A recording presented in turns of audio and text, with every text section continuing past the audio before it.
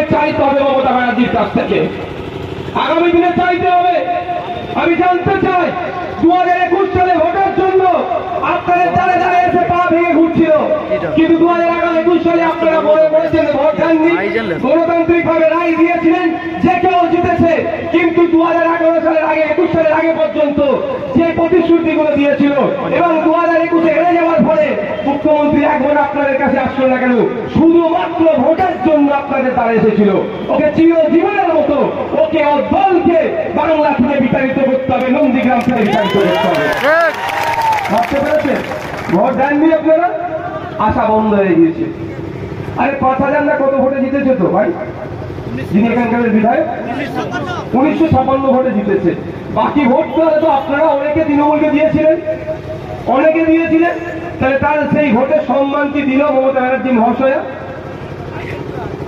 আর আসেনি। ভোট আসলে আবার চলে আসবে, ভোট আসলে আবার আসবে। তাহলে ভোট নেওয়ার জন্য আপনাদেরকে ব্যবহার করা হয়। তাই আপনারা সতর্ক থাকুন, সজাগ থাকুন। যারা ভোটের জন্য আপনাদেরকে ব্যবহার করছে তাদের বিরুদ্ধে আপনারা গণতান্ত্রিক প্রক্রিয়ায় জবাব দেবেন। জানতে চাই, সাথে সাথে এটাও আমি জানতে চাই এলাকার যিনি বিধায়ক আছেন মাননীয় শুভেন্দু অধিকারী মহাশয়ের কাছে, যে আপনার নামে স্টেজ থেকে মমতা ব্যানার্জি বলছেন যে আপনি নাকি গুন্ডা দিয়ে হত্যা চালিয়েছেন। আপনি খুব কথাই তো হাইকোর্ট সুপ্রিম কোর্টে যান, কেন মমতা ব্যানার্জির বিরুদ্ধে মানহানি আপনি মামলা করলেন না? এই জবাবটাও আপনাকে দিতে হবে। কোন মানুষকে নিয়ে আপনারা খেলবেন না? একজন হিন্দু আর একজন মুসলমানের রক্ষাকর্তা চলে এসেছে। দিনের শেষে হিন্দুও মরছে, মুসলমানও মরছে, দিনের শেষে মানুষ মরছে।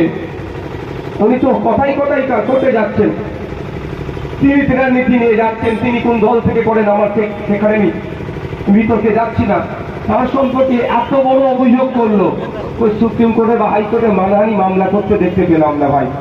ডাল মে কুছ কালা হ্যায়, ডাল মে কুছ কালা হ্যায়, এমন কথা বিধানসভার মধ্যে লিডার অফ অপোজিশন আপনার এলাকার বিধায়ক বলেছিলেন।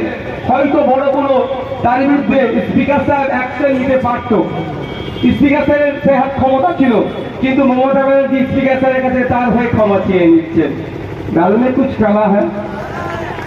তারপরে পরে আমরা কি দেখছি, নন্দীগ্রামে বিজেপির কর্মীকে তৃণমূল মারছে, হচ্ছে না ভাই, মিথ্যা কেস খাচ্ছে। যেখানে বিরোধী ভাই খেতে আমি ভালো করে দেখছি তো, যেখানে বিরোধী আছে সেই দলের কর্মীদের মিথ্যা কেস খেতে হচ্ছে।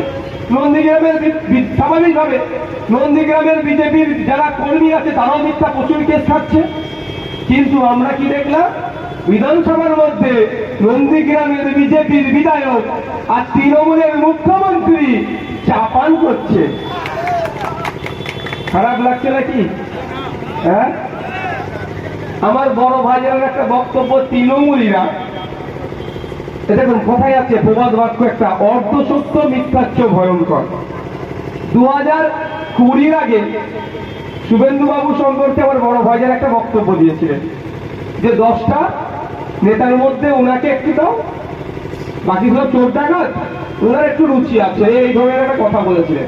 এখন তৃণমূলী বন্ধু ওটাকে চালিয়ে বলছে, দেখেছো শুভেন্দু অধিকারী সম্পর্কে আব্বাস সিদ্দিকী কি মতামত রাখে। আর 2020 আগে, কারণ এরা থেকে কখন যাচ্ছিল বোঝা মুশকিল।